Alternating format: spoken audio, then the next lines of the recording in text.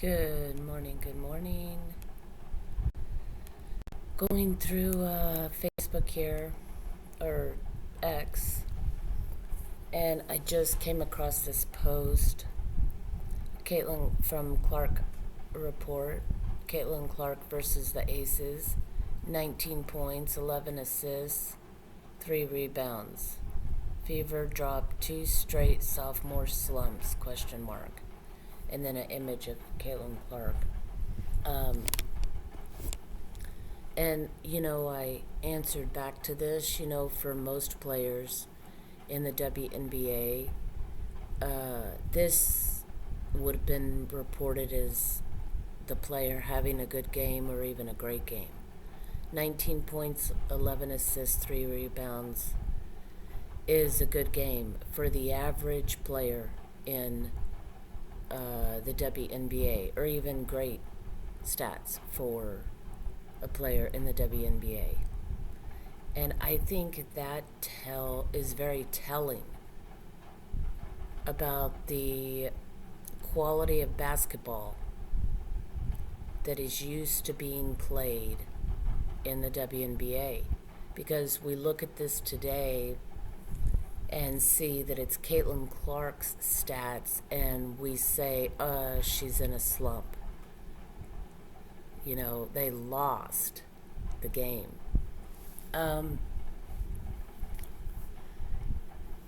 Think about it, people. Because, since 2020, we've been told that the WNBA has a good product. They just need to make more money and have more fans. Nobody's interested in watching women play. A lot of people on the internet, you want to, disregard what they say, but the common opinion among many, many sports lovers, your game is boring. The women's game of basketball is boring. And the reply by the players is, we play the very fundamentals. But the truth of the matter is, it's like watching children play because it is what we see, the fundamentals. Caitlin Clark came to the league bringing something that is considered a phenomenon, and that was the passing, the court vision that she had, the range. She could shoot her 3-pointers. She leveled up.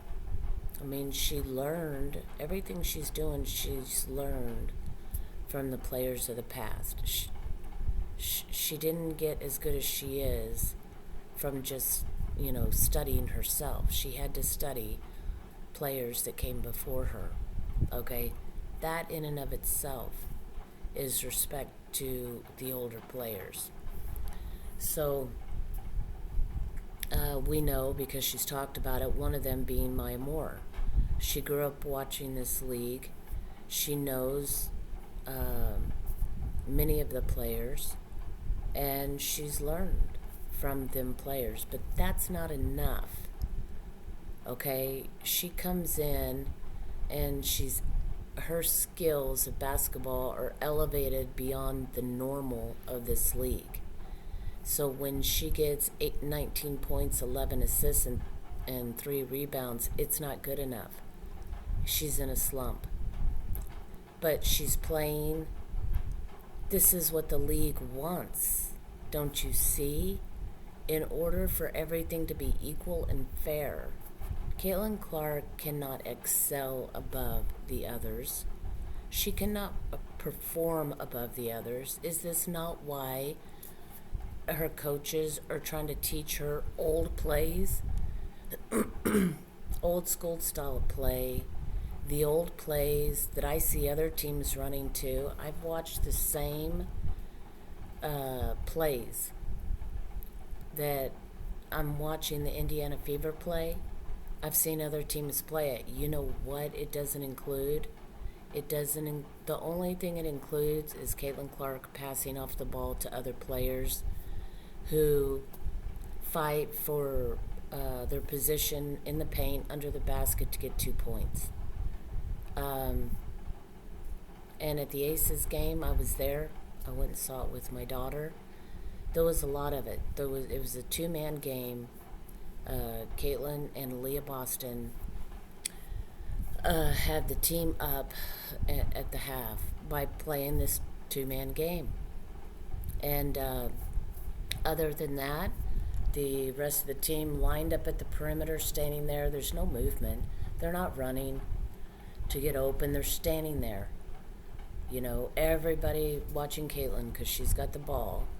And there's no movement at all. They're not playing outside the three-point line. There's nothing going on there. It's all happening in the paint under the bucket, as if this team is not capable of shooting three-pointers. It was boring. The energy was low level. It was a basketball game I would not have tuned into before. And before Caitlin Clark came into the league. And